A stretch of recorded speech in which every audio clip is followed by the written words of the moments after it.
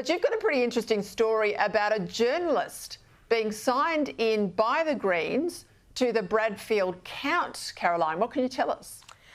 Yes, Peter, a Nine senior political journalist was signed into the counting centre in Bradfield. It's at Asquith on Sydney's north last week, and that was Australian Financial Review chief political correspondent for New South Wales, Paul Karp. Now, and I've got a picture of the sign-in sheet showing this, he was signed in by the Greens, the New South Wales Greens member, on Thursday last week as a scrutineer for the far left party.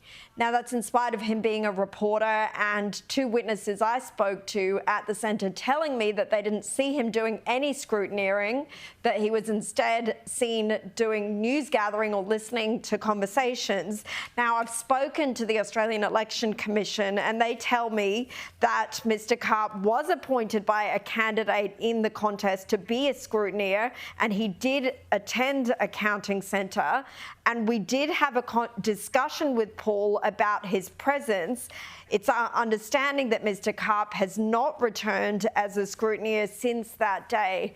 Now, I'm told that it was a member of the New South Wales Greens who signed him in as a scrutineer, but it was on the understanding that it was for media purposes, and that this plan to gain access to the centre this way had been pre-approved by Nine management.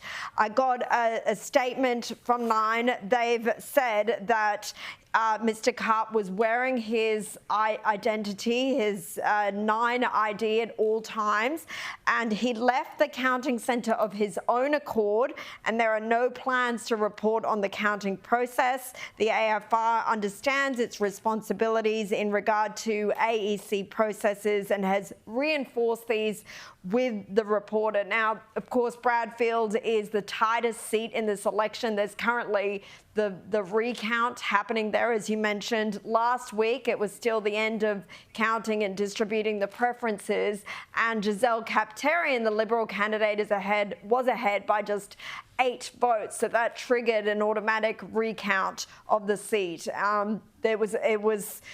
It's a fascinating contest, so you can understand why reporters want to have access to what's happening there. But the thing is that you can also approach the AEC, and they have had opportunities for media to go and look at what's happening with their approval in a legitimate way. So it's curious that this took place, and apparently with Nine approval.